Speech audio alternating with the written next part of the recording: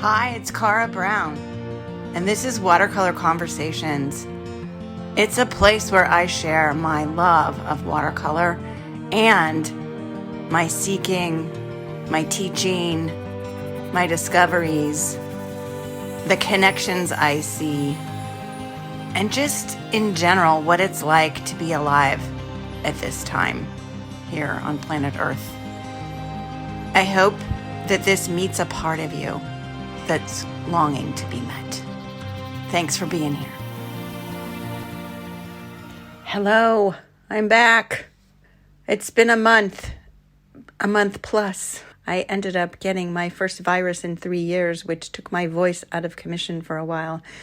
And I had great hopes of doing a podcast or two while I was away on vacation, but instead I was just trying to work on getting healthy, which never really happened. But anyway, here we are. So I'm back with a visit to an idea that has been living in me for a long time about how we have relationships with our paintings. And I'm thinking about even expanding this idea. I have some kind of sweet stages of relationship that we can go through with our paintings, which is kind of, I don't know, humorous and amusing, although true, that I will share too. But I also have been thinking lately, because of an experience that I had with an organization that offers an online program for students to really learn to paint. And for me, that lacked a big piece of the puzzle. And I am so clear that what I am about in this thing that I do that we call teaching is fostering this relationship that we have with our paintings, starting from the inception on. And it has me looking at something that the art world does as a standard practice, and that's the critique, where you submit your art for feedback. And often this is a really vulnerable thing to do and can feel like you're putting a piece of yourself out there. And sometimes they can be pretty hard on one. And in a way, our egos are wrapped up in what we do. And of course, we want to have good feedback. And of course, it's hard to take criticism. And there's also a way that it's held, like a come from in critiques, at least in my experience, that disregards the fact that we are the vision holders for our pieces of art that we make. And that what does anybody have to know, or can anyone know, about why it is we've made what we made and why it is we made the decisions that we did. And even if we know, often we don't know. So that's why whenever I give feedback, whether I say it directly or not, it's always from the come from of, if this were my painting, I would.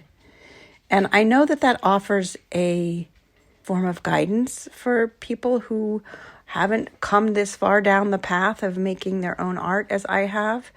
And I know that it can be very helpful. But I have this sincere belief that I don't know and I can't know what anyone is up to with their art making. And I have to take that into consideration when I'm giving anyone feedback about their precious creations. And yes, I know that sometimes being too precious about what we do is not helpful, and holding it a little more lightly can be really useful, but it's also, there's a dishonoring or a holding of that what we do is less than or something. Anyway, let me share a little bit about what I did from a post about our relationship with our paintings, and then we'll see if something else comes to mind to say about all of this at the end. So I started this post talking about the time of year and whether or not what I was painting, since I paint nature, I paint flowers a lot, which come out of nature, and they're seasonal, whether or not they're aligned with the time of year that I'm actually working on them. And that often when they are not, in other words, I was having a hard time with an apple blossom painting, and August, when the world is full of deep color and ripe fruit and vegetables, and that fresh new blossoms of apples are not out there in the world.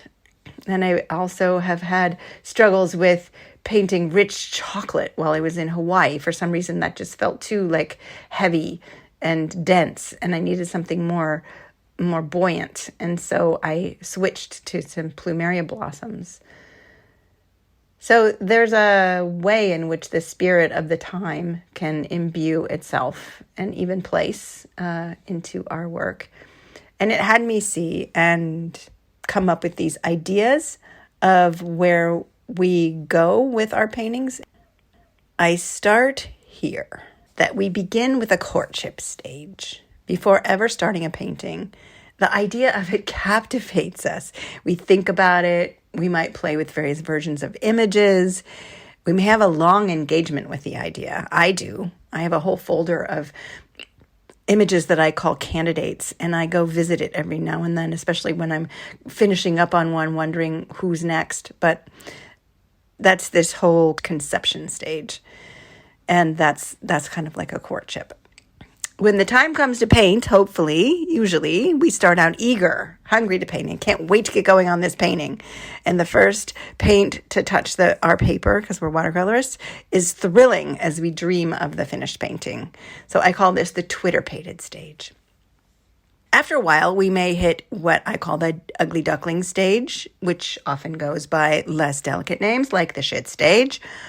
But the first layers can look clunky, awkward, colors could be off. We might feel like we've lost our way. We might somewhere along the way hit an egads stage. We made a mistake. I have spilled an entire cup of tea with milk on a painting in progress.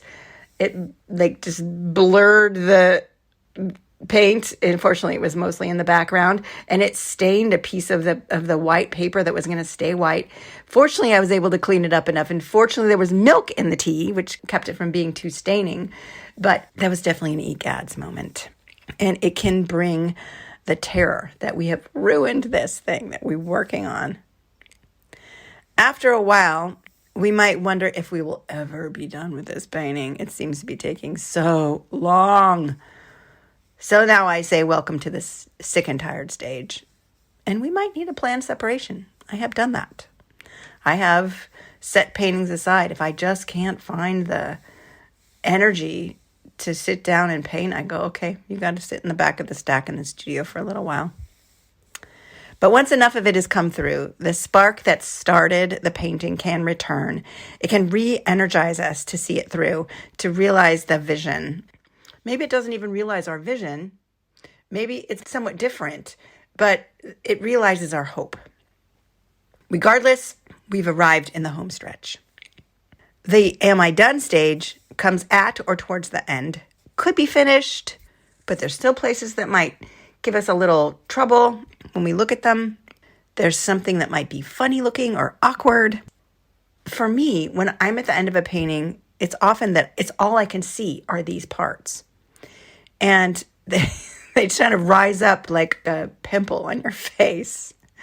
And this is where it's really, really, really good to have other artists, people who have an eye like we do, to take a look at it and help us sort out what's really maybe troublesome and what is fine to just leave well enough alone.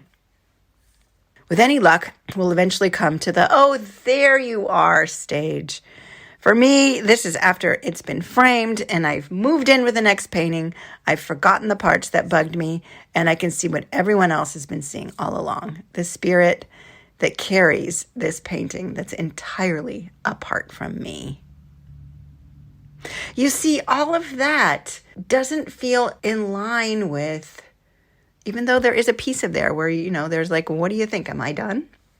It doesn't feel in line with the way critiques are done, with a kind of arm's length distance and evaluation through a certain, I don't want to say academic necessarily, but it feels like all in the head, all in the mind kind of evaluation of art and its impact. I'm a relationship-oriented person. I'm going to see pretty much anything that I can stretch my mind around towards into the relationship lens. So this is very personal to me. But it's also something that I've seen that works, is to have people start with their desire and see it through and get help when they're stuck and carry on and have other people say, no, you're just too close to it. I always say we have the unenviable job of painting our own paintings. We're the ones zoomed way down into the details of them while we paint them, and everyone else sees them at the viewing distance. You know, my dad used to say 6 feet. That's how far we're supposed to be from a piece of art in order to take it in. It's like looking at a whole person instead of the microscopic pores on their face, of their skin. You can't get the essence when you're down in that level of detail. And I have to tell you that every now and then I will get from one of the artists / students in my group, I will offer some feedback from the standpoint of if this were my painting. And they push back on me. And they say, I don't think so. And it gives me a huge thrill because they're taking authorship of their work. They're the one with the vision and not me. And so why not? We all get to say no. Whatever it is that you're doing, whatever it is that you're creating in life, and everybody's creating something, know that there's no one else in all of time who could do what you do and could have done what you've done. And there's a preciousness to what you do because of that. And that, as I have said in a previous podcast, as I learned from Tara Sophia Moore, that feedback is 100% about the giver of it. And whatever it is that keeps you in the game, not that this is a game, but that's an expression, that keeps you in it, that keeps you creating, that keeps you curious and wanting for the next and the next and the next thing to make. That's the thing that is to include in your life. So if it's standard critiques, then go big. But I myself am a pretty big chicken about them. I also think that there's a way in which the channeling quality of what we do, that the art that comes through us is really coming through us, and that it isn't something that we're entirely responsible for. That kind of critique doesn't honor that reality as I see it. So, okay, I'm back. It's good to be here. It's good to be posting another podcast with you. Thank you so much for being here with me, and I hope to do another one soon. And keep painting. Keep doing your love. Thanks.